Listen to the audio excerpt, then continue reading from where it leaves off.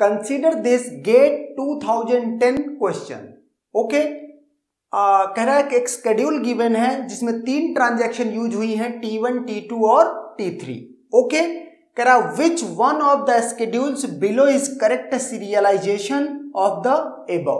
Okay, तो सबसे पहले आपको क्या करना पड़ेगा कि ये चेक करना पड़ेगा कि क्या ये कॉन्फ्लिक्ट इक्विवेलेंट सीरियल शेड्यूल है।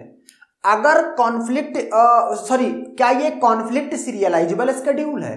अगर ये कॉन्फ्लिक्ट सीरियलाइजेबल शेड्यूल है, इसका मतलब है कि कोई ना कोई सीरियल शेड्यूल है, एग्जिस्ट करता है, जिसके कॉन्फ्लिक्ट इक्विवेलेंट ये शेड्यूल है। तो वही हम आंसर कर देंगे उसी सीरियल शेड्यूल को यहां पर।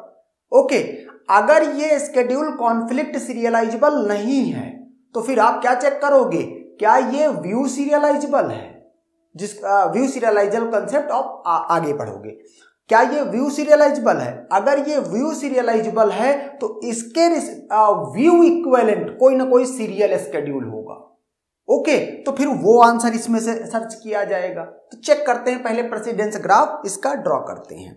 ओके, तो मैंने कहा 3 मेरे पास क्या है, ट्रांजैक्शंस है, T1, T2 और T3। तो 3 नोड बन गए उसके लिए। अब पहले टाइमलाइन में सबसे पहली इंस्ट्रक्शन के रिस्पेक्टिव कॉन्फ्लिक्टिंग इंस्ट्रक्शन देखूंगा। रीड एक्स है, यहां कहीं राइट एक्स है, यस, T2 में राइट एक्स है।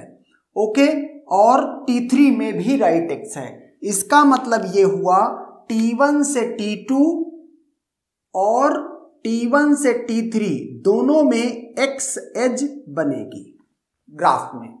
ओके, इसका काम हो चुका है। इसको देखेंगे रीड वाई को, इसके रिस्पेक्टिव कॉन्फ्लिक्टिंग। इसका मतलब टाइमलाइन में रीड वाई के नीचे, टाइमलाइन में उसको रीड वाई के ऊपर नहीं जा सकते कॉन्फ्लिक्टिंग देखने के लिए। ये देखेंगे कि T1 में या T3 में क्या राइट वाई है, तो T1 में तो नहीं है और T3 में भी नहीं है। ओके, अब टाइमलाइन में इसको देखेंगे रीड वाई, तो read Y write Y T3 से T2, T3 से T2 एक एज है वाई से, Y data item, read Y और इधर राइट वाई नहीं है, तो T3 से T1 में कोई मीन्स कॉन्फ्लिक्टिंग इंस्ट्रक्शन नहीं है। Now come to write Y. Write Y इधर राइट एक्स हो या रीड एक्स हो, राइट रीड वाई हो या रीड वाई या राइट वाई नहीं है, तो कॉन्फ्लिक्टिंग इंस्ट्रक्शन नहीं है। T3 में कुछ नहीं है। यहां राइट एक्स को देखेंगे, right x, read x, right x, right x, conflicting instruction है। T1 से T2 एक्स डेट, T1 से T2 ऑलरेडी एज है, हम बनाएंगे नहीं अब अलग से। इस राइट एक्स के लिए T3 से T2 कॉन्फ्लिक्टिंग इंस्ट्रक्शन, तो T3 से T2 एज होगी, T3 से T2 और किस नाम की एज होगी, एक्स नाम की एज होगी। ओके, एज मैंने नहीं बनाई, डेटा आइटम बना दिया। तो अब इसके बाद रीड एक्स और राइट एक्स के लिए कोई कॉन्फ्लिक्टिंग इंस्ट्रक्शन नहीं है।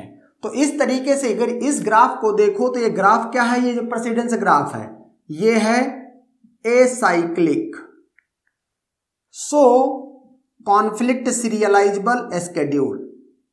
ओके, जो ये शेड्यूल एस है ये क्या है, ये शेड्यूल कॉन्फ्लिक्ट सीरियलाइजेबल है। ओके, अगर कॉन्फ्लिक्ट सीरियलाइजेबल शेड्यूल है तो कोई ना कोई सीरियल शेड्यूल जरूर होगा जिसके कॉन्फ्लिक्ट इक्विवेलेंट ये शेड्यूल है। तो अब हम वो निकालेंगे।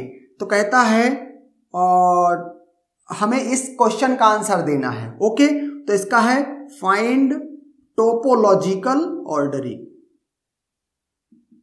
Topological ordering. ओके, उसके लिए क्या देखते हैं कि वो नोड जिसकी इन डिग्री 0 है। जैसे इसमें देखो तो T1 है, इसकी इन डिग्री 0 है, तो मैंने T1 को क्या किया, इसको मैं इधर फिर से बना देता हूं, ये T1 और ये T2 और ये T3।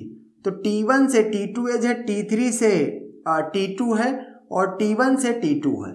ओके, तो T1 की इन डिग्री 0 थी, मैंने इसको डिलीट किया यहां से और इसको यहां लिख दिया टोपोलॉजिकल ऑर्डरिंग में। इसके बाद जिस नोड की इन डिग्री 0 है, T3 की इन डिग्री 0 है, ये लिख दिया। ओके, इसको डिलीट कर दिया और इसके बाद जिस नोड की इन डिग्री 0 है T2 वो लिख दिया और उसको यहां से डिलीट कर दिया। सो हमको जो कॉन्फ्लिक्ट से जो इक्विवेलेंट सीरियल शेड्यूल है वो T1 followed by T3 followed by T2 है। कोई मैच कर रहा है, yes. A is the correct option. Okay, यहां पर चूंकि ये शेड्यूल कॉन्फ्लिक्ट सीरियलाइजेबल हो गया, इसीलिए कॉन्फ्लिक्ट इक्विवेलेंट सीरियल शेड्यूल मिल गया। अगर ये कॉन्फ्लिक्ट सीरियलाइजेबल नहीं होता और सवाल यही होता तो आप क्या करते, व्यू सीरियलाइजेबिलिटी टेस्ट करते और उसके इक्विवेलेंट में सीरियल शेड्यूल लिखते। Okay, and that's